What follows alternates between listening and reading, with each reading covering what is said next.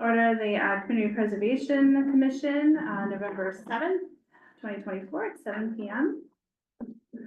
I'll say that Mike is home online, and so he's asked that I chair the meeting, although I'm gonna rely on him for quite a few things.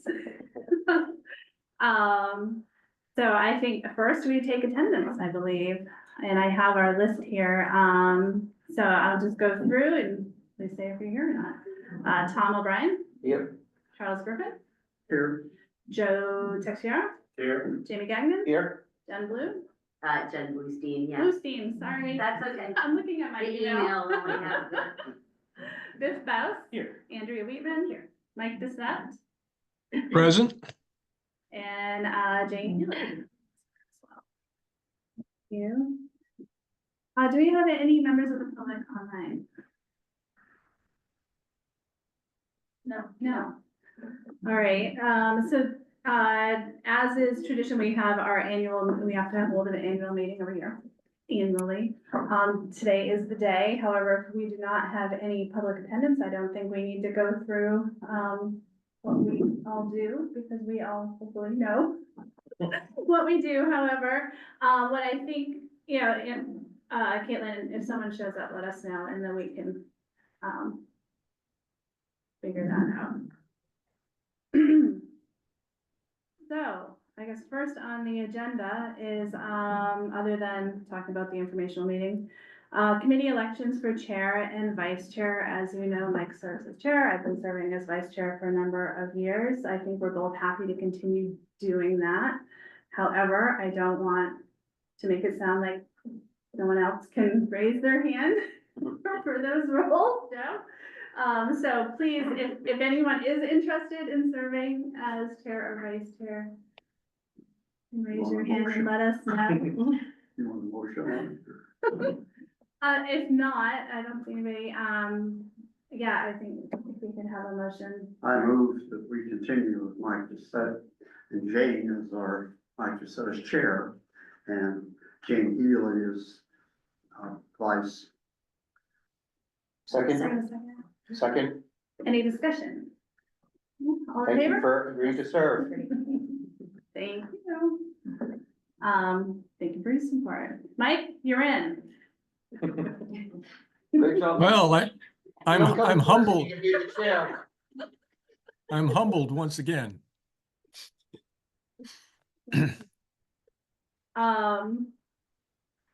FY26, oh my gosh, it's kind of amazing to say FY26. CPA application and submission process. Caitlin, thank you so much for putting together this draft review schedule. This is all in the staff report. Just briefly, applications are going to be submitted online via the city system of OpenGov. As we did this past year, which was fairly new, applicants are encouraged to fill out a community preservation project eligibility form.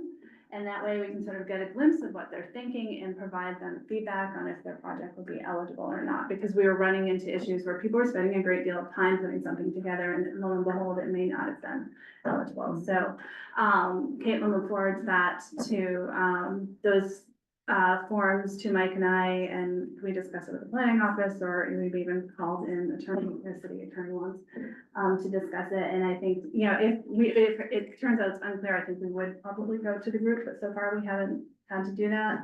But it seems to be streamlining the process a bit, so that's been working out well. Applications will be due December 13th, so mid-December.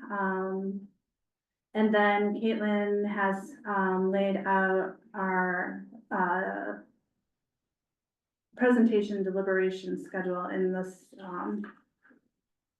in the staff report. And so I think we should just go through, if we could, if everyone has their calendar, to make sure that it works for those, for all of us. So of course we're meeting today, but the next meeting would be January 16th at 7 p.m. There is one conflict that I did notice that I wanted to talk about real quick, and that the Tax Commission is meeting on the 16th at 6. So Chuck, I don't know if that would be a conflict for you, but perhaps you could try and do both. I don't know if that would be too much in one night. I'm sure we can work around it Okay. somehow. Okay. Okay, next one, January 30th at 7 PM. These are all Thursdays. And then the second project presentation meeting would be February 6th, 7 PM. And then finally deliberations on Thursday, March 6th at 7 PM. Does anyone have any conflicts that they know of right now for those dates? No? All right, good. We'll go with those. Easy peasy. Draft FY 26 budget was included in the meeting package. FY 26 estimated revenue, it looks like it will be about 1.35 million. And then we have some undesignated funds, that total 142,000. That, includes taking out the 38,000 for the roof replacement at the congregation that we discussed at last meeting. We have the obligations, which include the several bond payments as well as the administration fee, or administration payment totaling 455,620.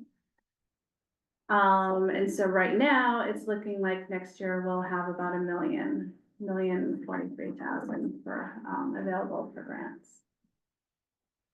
Are there any questions or concerns about that FY 26 budget? All right, we don't need to act on that, right? It's just information. Caitlin, thank you for including the project quarterly reports. Always, it's like some things are moving along, which is great. Does anyone have any questions that you would like Caitlin to pursue for those? All right. Every year we have membership dues to the Community Preservation Coalition. This year it looks like they total $4,350. And so I believe we do need to vote on these. Could I have a motion to approve those dues? So moved. Yeah, second. Any discussion? No. All in favor? Aye. Motion passes unanimously. Thank you. The last time we met was September 10th, meeting minutes. After reviewing those, does anyone have anything that they'd like to discuss with those? Could I have a motion for approval of the 9/10/24 minutes? Yeah. Is there a second? Second. All in favor? Aye. Aye. Boy. I wasn't there, so I need to. Okay, you're Abstain. abstaining. So Jamie's abstaining, aren't you? Okay.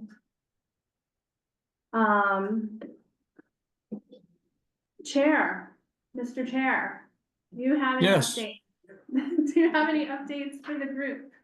No updates, although I do want to comment on two things, and that's to encourage any of the members who become aware of any grand opening of projects, et cetera. For instance, when Jordy opens up one of his new Black History signs, really it's very uplifting to attend. And so if you can, I recommend it highly. The other thing I'd like to comment on is that as committee members, you are entitled to initiate or help with applications from your respective constituent groups. So I encourage that as well. You know, you have your hand on the pulse of your group, or possibly members of the public who've reached out to you, and so don't hesitate to champion projects. That's all I have. Thanks, Mike. Caitlin, do we have anyone online?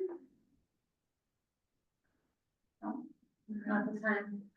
I don't want to put anyone on the spot, but there's someone that's just joining us. And so this is our annual meeting, which is open, all our meetings are open to the public, but this is more of an informational meeting. Folks are welcome to share any comments or have any questions about the committee. We'll happy to address them. No, I appreciate the opportunity, and I also apologize as I didn't understand that this was just probably best viewed online. And so attended thinking I would come as part of an audience. And to get more information, my name's Max Schenk. I'm with the Newburyport Art Association. And so just trying to gain more information on the CPC process. Okay. Well, traditionally, we have provide some information on the background of CPC and the role of the committee and, how we function. Is that something that you would be interested in hearing? So I have Mike Doucette, who is ready to do that online, if you would like to hear that. I'm absolutely fine. I'm here now. I've already been to City Hall and very nice gentleman down below, so. If you folks don't mind, I also don't want to make anybody uncomfortable. I'm happy to go home and tune in online. Up in here. Okay, thank No, you. I just wanted to before you got here, I just want to keep an eye, because sometimes folks that join online kind of you lose track of it because of the format. Mike, would you mind just giving a few words about sort of our role, what the function of the committee is and the background? Oh, no, not at all. This is about a 20-year state program that was put in place to try to motivate and encourage local communities to contribute and set aside money in 3 areas: historic preservation, open space and recreation preservation, and preservation and support of community housing, or also known as affordable housing. It's those 3 aspects that the various constituencies got together to push the Community Preservation Act through the state legislature. And then each community got to vote whether or not they would adopt or accept that act. And in doing so, agree to put a surcharge on the local property taxes and dedicate those funds to those 3 areas that I mentioned. As a carrot, the state said that we will put together a trust fund that is funded by fees at the local registries. And from that trust fund, we will give back to those communities who accept the Community Preservation Act, commensurate with amounts that they have raised locally. In the beginning, there were fewer communities that participated, and also a very hot real estate market, so the trust fund grew quickly. So for the first approximate 5 to 7 years, the match coming into the state was 1-to-1. So we got 100% return on our money that we surcharged ourselves at the rate in Newburyport of 2%. I'd also just like to point out that there are, as you can see on the Community Preservation Committee's website, the summary of the act and the local legislation. We have the first $100,000 of residential property value as exempt from the 2%, as well as persons qualifying for lower income status and age status can also get exemptions as well. Over the past 20 years, we've done hundreds of projects and brought millions of dollars to the community. And you can go around the town and see on signs on various landscapes and buildings and open spaces and housing structures where this money has been spent. Good example is if you ever walk, run, or ride on the rail trail. That was a 20-year project that we've consistently supported funding. The operation of the 9-member committee, which is appointed by the mayor and approved by the city council, is that we review applications that are brought to us. We consider ourselves a grant giving or grant approving operation rather than a grant initiating operation. So we have between 12 and 20 applications every year, and roughly $1 million to $1.3 million in funds to distribute. And we distribute those funds by way of making recommendations to city council for projects. And it is then city council's decision whether or not to appropriate funds from our community preservation account to those projects. I'm happy to report that in the past 20 years, we generally find a lot of success in our recommendations for the majority of them over at City Council. The process that we go through is December 13th this year. Applications are due. We review them in February and later in the early spring, make recommendations to City Council. They pass those on to their committee, Planning and Development Committee and Budget and Finance Committee usually, where applicants and members of the public can also weigh in and either support or not the applications. And then the full City Council votes when they come out of committee. The state money that comes in as the match has been affected by the increased numbers of cities and towns that are participating, as well as a slowdown in the real estate market and the mortgage market. So the match this year is predicted to be slightly north of 14%. We may be surprised pleasantly on November 15th when the official announcement comes out as to what that match will be, but I doubt that it will be much more than 16, 17%.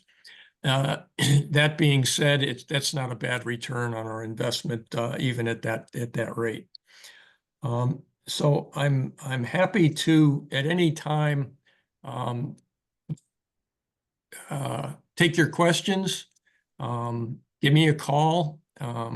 You can go through Caitlin in the planning office, and she can get you in touch with me, and we can talk about any questions or comments you have about our process, or about how this act has benefited the city, or how you think it could benefit it in the future.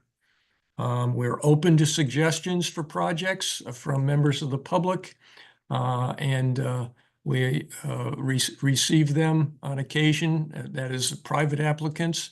We also receive several applications from that originate in the city offices. So there you have it. Any questions, sir, right now? And I'm happy to have a discussion. No, I appreciate the opportunity and your comments and background. So I have none at this time. Thank you. Are there any other questions or comments from the general public? All All right. two of us. All two of you. Thank you, Mike. You're welcome. Is there anything else that anyone has on their mind that they'd like to share before we? This is a short and sweet one. Next meeting date, January 16th at 7 p.m. like we talked about, that we'll be, looking at the application schedule review meeting. We have the dates, but if anything comes up, we'll resolve it then. And with that, do I have a motion to adjourn, I guess? Second? All in favor? Aye. Thank you all. Great meeting. You ever want to go? Yeah, right. Have you seen it?